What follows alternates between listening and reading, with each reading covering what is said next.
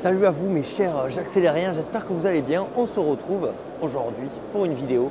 On est à Rétromobile, on va regarder quand même DS parce que c'est vraiment l'événement de ce salon. Alors ça sera quand même plus sympa si je vous montre directement les DS parce que moi filmer avec ma tronche ça va être un petit peu compliqué. Donc regardez-moi cette voiture, cette sculpture même. Il faut se rendre compte qu'en 1955, lorsqu'elle sort, les voitures ne ressemblent pas du tout à ça. Et ce qui est fou, c'est que même aujourd'hui, cette voiture, elle est complètement unique, alors qu'elle a 70 ans. Ils n'ont pas réussi à faire quelque chose de semblable. Regardez-moi ça. Cette structure-là, c'est incroyable. D'ailleurs, cette voiture, c'est vraiment un monument. On peut le voir ici aussi.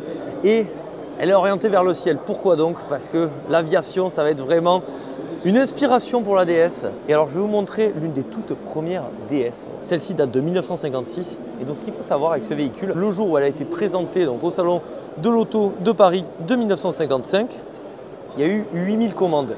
8000 commandes, c'est plus que toutes les DS neuves qui ont été vendues du début à la fin de sa commercialisation. À la fin du salon de l'auto 1955, il se sera écoulé 80 000 exemplaires, soit 4 fois plus que des C6. On va quand même un petit peu défiler.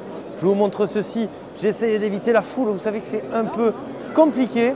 Et donc là, on a l'idée. L'idée, est-ce que c'était une bonne idée? Forcément que c'était une bonne idée. En gros, c'était une DS en moins cher avec quelques équipements en moins. Voilà, elle fait un petit peu moins luxueuse malgré tout. Est-ce qu'on n'a pas envie de s'installer là à son bord? Bien sûr que si. On garde quand même un design complètement fou. Celle-ci date de 1960. Et alors, ce qu'il faut savoir avec cette voiture, la DS, c'est qu'elle a apporté des innovations assez dingues. Déjà, c'est la première Citroën dotée de ces fameuses suspensions, les suspensions qui feront la gloire de la marque jusqu'à la Citroën C5 qui arrêtera sa carrière en 2018 malheureusement. Donc aujourd'hui, il y a des espèces de variations avec les suspensions à butée hydraulique qu'on a pu voir sur la C4 Cactus, mais également aussi sur d'autres modèles un petit peu plus récents. Alors là, je vous parle, mais en même temps, je vous montre ce magnifique DS Cabriolet. Qu'est-ce que c'est beau! Alors ça, aujourd'hui, une vraie DS Cabriolet, ça coûte extrêmement cher, mais dites-vous qu'il y en a une qui devrait arriver sur la chaîne. Voilà, j'ai mes petits plans, donc ça, c'est vraiment quelque chose. Et donc la DS, en plus d'avoir ces fameuses suspensions, ce qu'elle a apporté, c'est les freins à disque. Voilà, c'est la première voiture de série en 1955 à proposer des freins à disque et c'était quand même beaucoup plus efficace que les vieillots freins à tambour. Celle-ci, c'est une des plus rares, des plus belles avec ces quadruples feux. Regardez-moi ça, hein. Regardez le confort là-dedans. Oh là là, oh là là. Mais après, hein, n'hésitez pas à revisionner l'essai si vous voulez, qui a été réalisé sur Atmo. De la DS, c'était une DS 23. Ici, c'est en tout cas une DS 21 Palace, voilà, 109 chevaux, 175 km/h, un moteur 4 cylindres en ligne. Et ça, c'est peut-être le principal défaut. C'est-à-dire que la voiture, elle mettait complètement une claque à tout ce qui se faisait. Le seul petit souci, mais ça, c'est inhérent un petit peu aux voitures françaises, c'est que niveau moteur, c'était pas non plus la folie, notamment au début, hein, où elle reprenait même des moteurs de traction.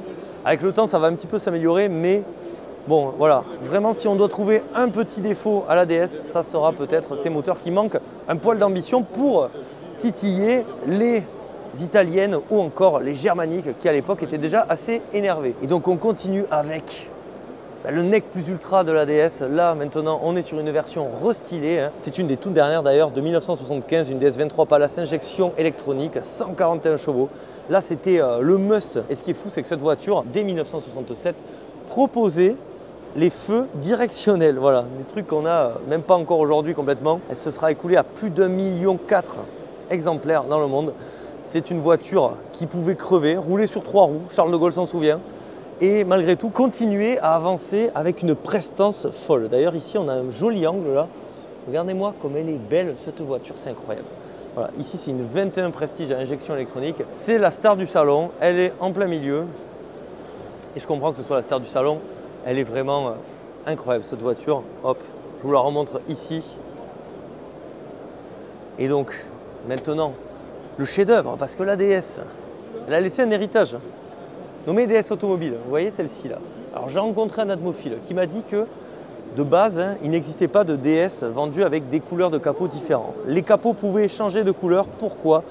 Parce que si on ferme mal le capot, ça pouvait s'envoler. C'est pour ça que dans les annonces, vous voyez souvent des DS avec des capots d'une couleur différente. C'est juste que le capot il s'est arraché. Par contre ça, apparemment, ça n'existait pas de série. Le toit, oui, différent, mais pas le capot. Alors pourquoi ils ont mis une DS avec un capot comme ça? Mais ça serait pas pour vous faire un petit peu mieux passer la pilule de ce bolide là, ce magnifique DS numéro 8.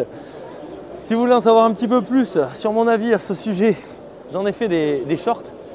Bon, clairement, c'est pas un coup de cœur, loin de là, ça coûte extrêmement cher, je trouve que ça manque beaucoup d'ambition.